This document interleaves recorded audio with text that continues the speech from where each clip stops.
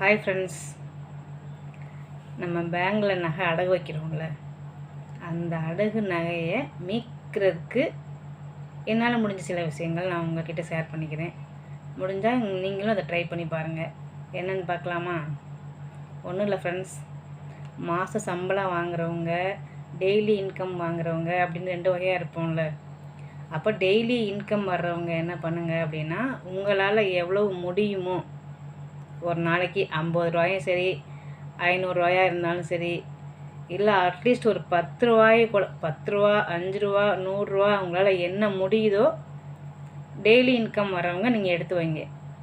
கண்டிப்பாக எடுத்து வச்சுருங்க. இது எடுக்கவே கூடாது அப்படின்னு சத்தியம் பண்ணி வச்சுருங்க. மாதம் சம்பளம் வாங்குறீங்களா, உங்களால் ஒரு 10% கண்டிப்பாக ஒதுக்க முடியும் நம்ம நினச்சோம் அப்படின்னா. ஆனால் நம்ம யாருமே அதை நினைக்கிறதில்ல. நானும் எங்கள் ஃபேமிலி, எல்லார் ஃபேமிலியும் சேர்த்து தான் மொத்தமாக தான் சொல்கிறேன். அதை யாரும் நம்ம முயற்சி பண்ணுறதில்ல. நிறைய ஃபேமிலி, நான் எல்லாரையும் சொல்ல வரல, ஒரு சில பேரை அந்த மாதிரி நம்ம பண்ண மாட்டேங்கிறோம். குறிப்பிட்ட ஒரு அமௌண்ட்டு மாதம் வந்த உடனேயே பத்தாமல் போயிடுது. அதுதான் உண்மை. நிறைய பேர் ட்ரை பண்ணுறாங்க, எடுத்து வைப்போம் அப்படின்னு ட்ரை பண்ணுறாங்க. நிறைய பேர் எடுத்து வைக்க முடியறதில்ல. எல்லாருக்குமே ஆசைகள் இருக்க தானேங்க செய்யும். அதுவும் லேடிஸுக்கு நகையை கொண்டு அழகில் வச்சுட்டோமே, அது எப்படா திருப்புறது, எப்படா நம்ம காலத்தில் அப்படி போட்டு அழகு பார்க்குறது அப்படின்னு ஆசையாக தானே இருக்கும் ஃப்ரெண்ட்ஸ். நான் அதை இப்போ ரீசெண்டாக தான் முயற்சி பண்ணிகிட்ருக்கேன். இந்த மாதம்தான், லாஸ்ட் மந்த்து கொஞ்சம் முயற்சி பண்ணி கொஞ்சம் சேவ் பண்ணேன். இந்த மாதமும் கொஞ்சம் முயற்சி பண்ணிகிட்ருக்கேன். நான் பண்ண முயற்சியை உங்ககிட்ட காமிக்கிறேன். இதுதான் ஃப்ரெண்ட்ஸ், கொஞ்சம் கொஞ்சமாக அப்பப்போ என்னால் முடிஞ்சதை நான் சேர்த்துட்ருக்கேன்.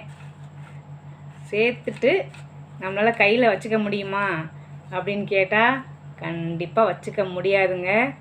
ஏன்னா என்ன பண்ணுவோம் தெரியுமா, ஏதாவது ஒரு செலவு வந்துடும். பக்கத்தில் ஒரு வெண்டிக்காய் விற்பாங்க, ஒரு காய் விற்பாங்க, ஒரு கீரை விற்பாங்க.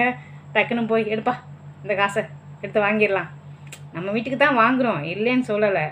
ஆனால் நம்ம கண்டிப்பாக அதில் போய் கை வைக்க தான் செய்வோம். தவிர்க்கவே முடியாது. சேர்த்து வச்சாலும் நம்மக்கிட்ட ஹஸ்பண்ட் கொடுப்பா தான் செய்வாங்க, செலவுக்கு இருக்கும். சம்டைம்ஸ் நம்ம போய் என்ன பண்ணுவோம், எடு அதை வாங்கிடலாம் இன்னைக்கு அப்படின்னு நம்ம பண்ண தான் செய்வோம். எல்லார் வீட்லையும் நடக்கிறது தான் ஃப்ரெண்ட்ஸ்.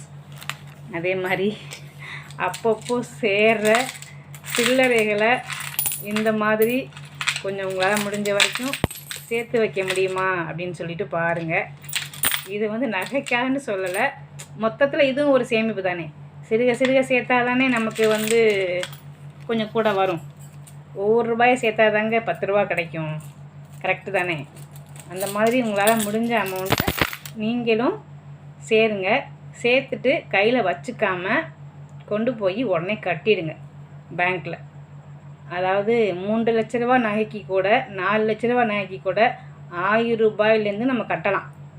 ரூல்ஸ்லாம் கிடையாது, இதுதான் இவ்வளோதான் கட்டணும் அப்படிலாம் கிடையாது. உங்களால் என்ன முடியுமோ அந்த அமௌண்ட்டை நீங்கள் கொண்டு பேங்கில் கட்டிடலாம். அவங்க அதை வரவு வச்சுப்பாங்க. வரவு வச்சுட்டு அந்த நம்ம கட்டுறோம்ல பணம், அந்த டேட்டுக்கு அப்புறம் அதுக்கப்புறம் உள்ள அசலுக்கு நம்ம எவ்வளவு கட்டுறோமோ அதுக்கு உள்ள அசலுக்கு அன்னையிலேருந்து நமக்கு வட்டி கணக்கு பண்ணிக்குவாங்க.